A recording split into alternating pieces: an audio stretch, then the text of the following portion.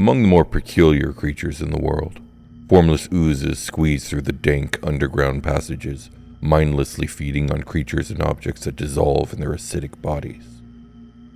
Similar to a goopy melding of vermin and natural hazard, oozes are a nuisance and a danger. Ordinary folks know the creepy creatures exist and follow one simple rule. If you see an ooze, go the other way. Survivors swear by the maxim. Of course, oozes aren't always easily spotted, because the sludgy predators tend to cling to ceilings and seep from unlikely crevices. Clinging to dungeon walls or seeping formlessly through cracks, oozes and slimes exist only to feed. They don't think or feel, and they barely react to external stimuli. They are driven by the instinct to consume and lurk in the moist darkness, waiting for a meal to pass by. Everything is food to them, and their goopy bodies scrub clean dungeon walls and adventurer bones alike. The best way to protect yourself from oozes is to pay attention. The creatures are generally lethargic, especially after eating, when they become torpid masses of jelly. Even active oozes move very slowly. Most adventurers can walk away from one without breaking a sweat. The danger is that oozes and slimes can become almost invisible in the right conditions. You could walk right into one before realizing it. Never stick your hand into a damp niche before checking first, and always prod pools of water before drinking. I am William Stark. I am Omar Timsaw. And this is D&D Legends and Lore.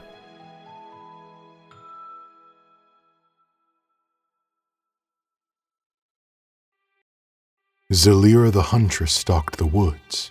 Her chase had led her deep into the wild this night, deeper than she had dared before. But this time, she would not let the beast elude her.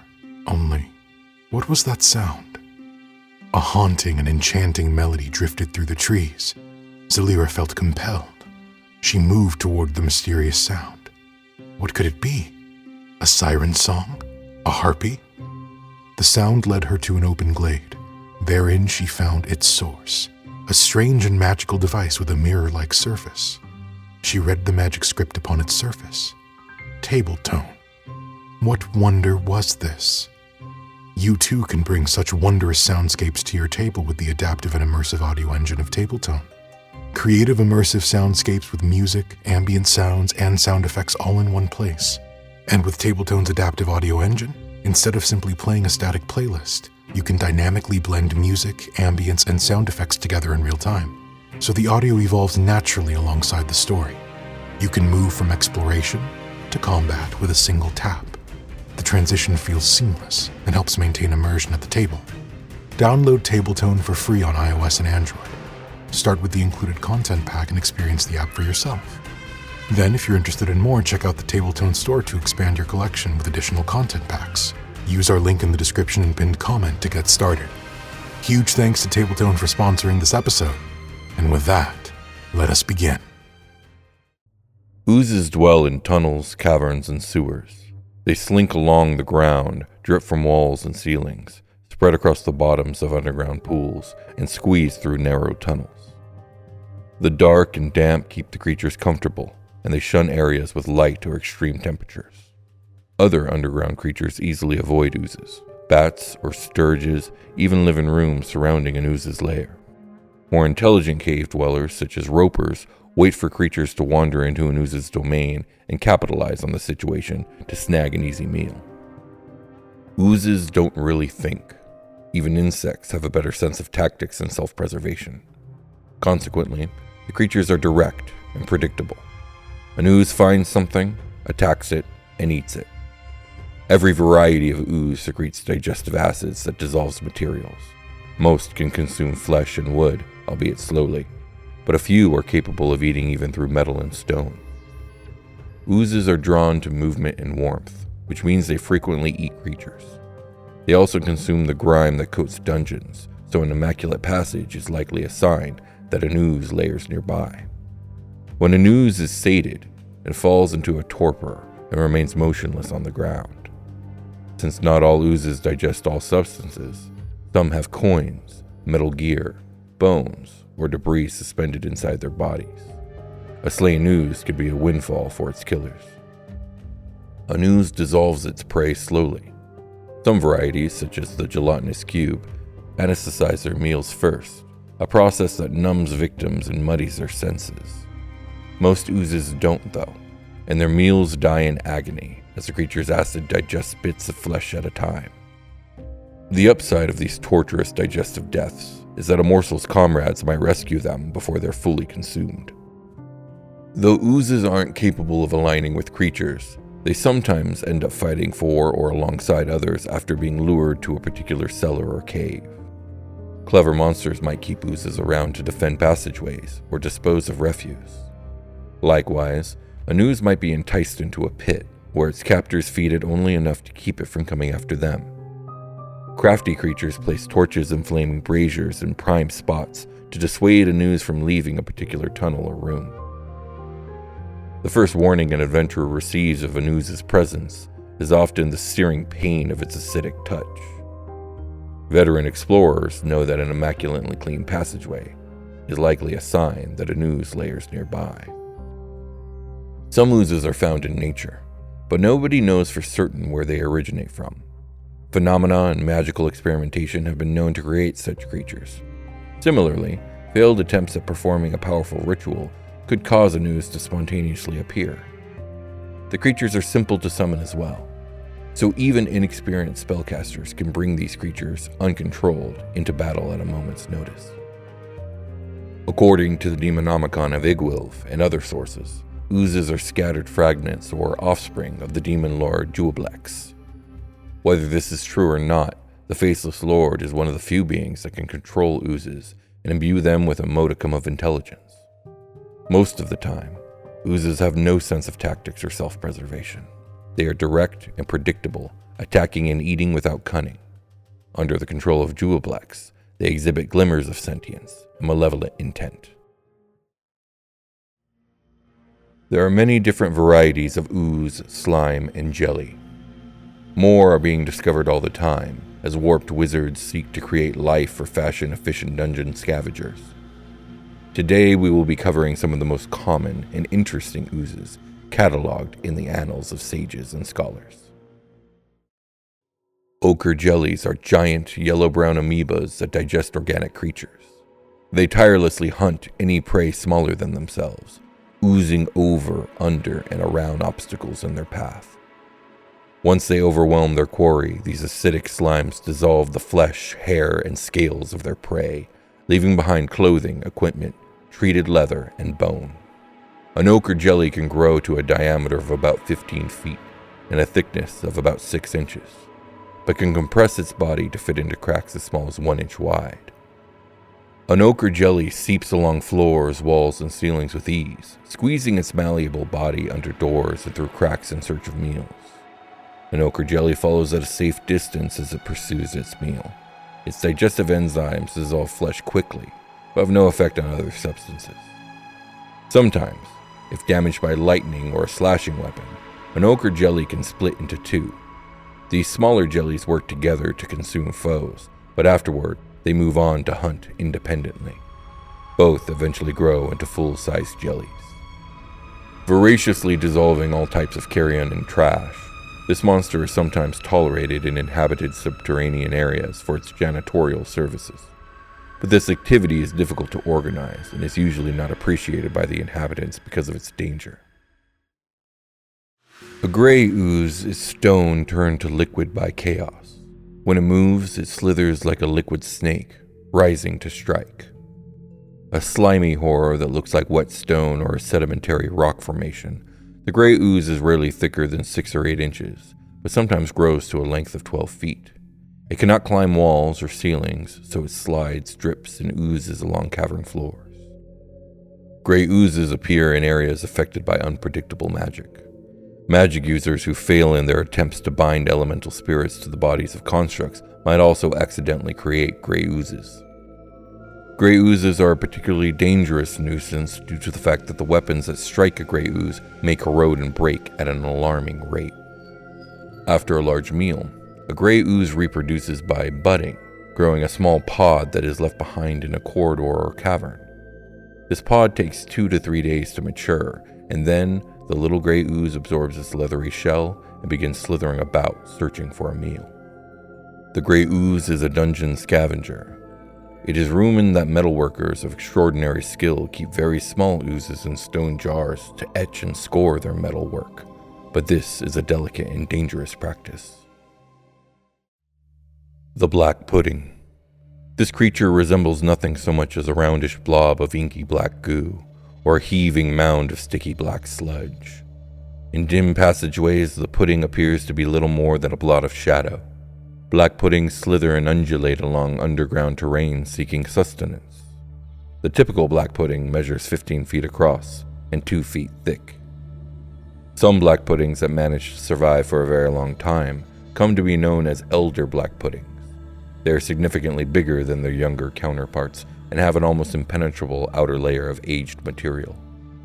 These ancient black puddings are immune to all damage unless their outer layers are dissolved first by a very specific concoction. Black puddings are mindless underground-dwelling hunters and scavengers that wander and absorb whatever they find. A black pudding will position itself in a dungeon hallway like a shadow and wait for unsuspecting prey. They are shapeless masses of predatory cells. Once a pudding detects organic matter, it oozes towards its prey, dissolving living matter in various objects. Flesh, wood, metal, and bone dissolve when the pudding ebbs over them. Stone remains behind, though, wiped clean. Gelatinous cubes scour dungeon passages in silent, predictable patterns, leaving perfectly clean pathways in their wake. They consume living tissue while leaving bones and other materials undissolved. A gelatinous cube is all but transparent, making it hard to spot until it attacks. Creatures and objects that become stuck within these slimes are gradually dissolved. Undigested detritus sometimes floats within a gelatinous cube, hinting at its past meals. A cube that is well fed can be easier to spot, since its victim's bones, coins, and other objects can be seen suspended inside the creature. Their sides glisten, tending to leave a slimy trail, but gelatinous cubes cannot climb walls or cling to ceilings. Very large cubes grow tall to garner moss and the like from ceilings. Possessing no intelligence, gelatinous cubes live only for eating. They prefer well-traveled dungeons where there is always food to scavenge. These creatures reproduce by budding, leaving clear, rubbery cubes in dark corners or on heaps of trash. Young are not protected and are sometimes reabsorbed by the parent. Treasure is sometimes swept up by a gelatinous cube as the creature travels along a cavern floor. Any metals, gems, or jewelry are carried in the monster's body until they can be ejected as indigestible. The gelatinous cube is sometimes encouraged to stay in a certain area for its scavenging abilities, and is preferred over other jellies and oozes, since its square shape does not allow it to slither under doors or into areas in which it is not desired. The quest for revenge sometimes leads one to undergo a ritual whereby they transform into a body of semi-liquid sentience known as a slithering tracker. Innocuous and insidious at the same time, a tracker flows into places where a normal creature can't go and brings its own brand of watery death down upon its quarry. Slithering trackers are transparent, plasma-draining jellies found in many dungeons and other dark places. They are not invisible per se, but are instead made of a transparent jelly-like material. Thus, they are almost impossible to detect normally. The ritual for creating a slithering tracker is known to hags, liches, and priests who worship gods of vengeance. It can only be performed on a willing creature that hungers for revenge. The ritual sucks all the moisture from the person's body, killing it, yet the mind lives on in the puddle of liquid that issues forth from the remains, and so too does the subject's insatiable need for retribution. A slithering tracker tastes the ground it courses on, seeking any trace of its prey. To kill, a slithering tracker rises up and enshrouds the creature, attempting to drown the prey while also draining it of blood. A slithering tracker that is killed in this fashion becomes much easier to locate for a time, since its liquid form becomes tinged with blood and its body leaves a visible trail of the stuff behind it. Achieving revenge against its target doesn't end a slithering tracker's existence, nor its hunger for blood. Some slithering trackers remain aware of their purpose and extend their quest for vengeance to others, such as anyone who supported or befriended their original target. Most of the time, though, a tracker's mind can't cope with being trapped in liquid form, unable to communicate, and driven by the desire for blood. After a tracker fulfills its duty, insanity takes over the creature, and it attacks indiscriminately until it is destroyed. Slithering trackers often hide themselves in the layers of large monsters, which are known to kill far more than they can eat at a sitting. The tracker waits until the beast goes to sleep or departs, and then sucks dry the morsels left over. Many times the victims are merely unconscious instead of dead, at least until the tracker gets to them. And on more than one occasion, monster-slaying adventurers have left a horde guarded by a comrade while they go for help, only to find that their friend mysteriously dehydrated with all of the treasure still in the lair. By experimenting on the slimes, jellies, and puddings that infest the depths of the Underdark, mind flayers created a special breed of ooze, the Oblex, a slime capable of assaulting the minds of other creatures. These pools of jelly are cunning hunters that feed on thoughts and memories. The sharper the mind, the better the meal, so Oblexes hunt targets more likely to be intelligent, such as wizards and other spellcasters. When suitable fare comes within reach, an Oblex draws its body up to engulf its victim.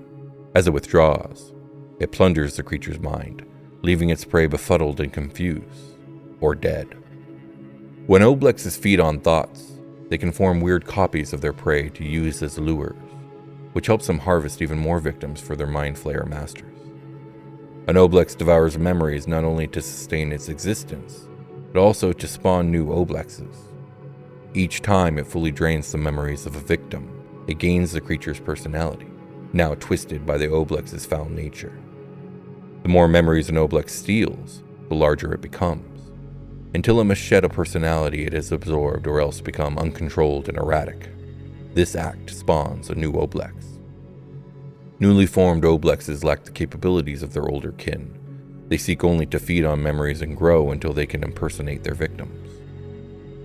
Older Oblexes, called adults or elders, have eaten so many memories that they can form duplicates of the creatures they have devoured from the substance of their bodies, sending these copies off to lure prey into their clutches, while remaining tethered to the slime by long tendrils of goo. These duplicated creatures are indistinguishable from their victims except for a faint sulfurous smell. Oblexes use these duplicates to lead prey into danger or to infiltrate settlements so they can feed on superior victims. The blob of annihilation is a coagulation of cosmic entropy conjoined to the remains of dead gods. This malicious entity drifts through wild space and multiversal expanses inimical to life, vast regions where the chance of encountering it is low. The blob poses the greatest threat when disasters or nihilistic magic users summon it to inhabit realms. Once unleashed, the blob of annihilation rolls across the land in vast cosmic gyres, with fragments of the blob splitting off to engulf targets. The blob consumes anything it encounters, sweeping forests, villages, and fortresses into its mass. Within the blob is an expanse without air or gravity, where entropic forces destroy whatever they engulf. Nothing can survive within for long. Only magic items and the corpses of gods and titans can endure inside the blob. Because of that fact, treasure hunters and theologians sometimes give themselves the deadly task of trying to retrieve something from within the blob. This quest usually ends in annihilation, but occasionally it results in the find of a lifetime. A hideous growth, green slime is bright, green, sticky, and wet. It grows in dark subterranean places on walls, ceilings, and floors. Green slime hates light and feeds on animal, vegetable, and metallic substances in dark caverns. Since it cannot move, this slime grows only when food comes to it. Sunlight dries it out and eventually kills it. Occasional huge green slimes, or colonies of dozens, have been reported. Green slime is an infestation that all creatures avoid. It is burned out of caverns or mines if found. Once it has infected an area, it has a tendency to grow back even after being frozen or burned away, because dormant spores can germinate years later. The olive slime is a strain of monstrous plant life closely related to the green slime that grows while clinging to ceilings. More dangerous than green slime, olive slime favors moist subterranean regions. It feeds on whatever animal, vegetable, or metallic substances happen to cross its path. The vibrations of a creature beneath it are sufficient to cause it to release its tendrils and drop. Contact with olive slime causes a numbing poison to ooze from the creature. The slime then spreads itself over the body of its victim, sending out parasitic tendrils to feed upon the body fluids of the host. For humanoids, the point of attachment is usually along the spinal area. The feeding process soon begins to affect the brain of the host as it changes the host's body. The host's main concern becomes how to feed, protect, and sustain the growth of the olive slime. Naturally, this includes keeping the slime's presence a secret from any companions. If an affected creature's companions become suspicious, or if they demonstrate any desire to destroy the olive slime, the affected creature will escape at the first opportunity. An infected creature's food intake must double, or they will waste away. After 1 to 2 weeks, the host suddenly and painfully metamorphosizes into a vegetable creature. The olive slime gradually replaces skin and muscle tissue, and it forms a symbiotic brain link. The new creature has no interest in its former form or fellows. It exists as a new species more akin to plants than any other life form. Feeding then becomes photosynthetic, paralytic, or most likely both. When slain, an olive slime creature dissolves into a new patch of olive slime. Olive slime is harmed only by acid, cold, fire, or by a cure disease spell. Green slime and olive slime are complete opposites. When they encounter each other, the attack of one neutralizes the other. If an infected creature has been transformed into an olive slime creature, there is very little short of a wish spell that could return them to normal. This has been D&D Legends and Lore. Thank you for watching and listening. If you enjoyed this episode, please remember to like, comment, and subscribe. And please consider leaving us an Apple Podcast review, as it helps tremendously with discoverability. If you're interested in supporting us and helping us keep the lights on here at D&D Legends and Lore, please also consider checking out our Patreon or becoming a YouTube member. And with that being said, thank you again for watching, and happy adventuring.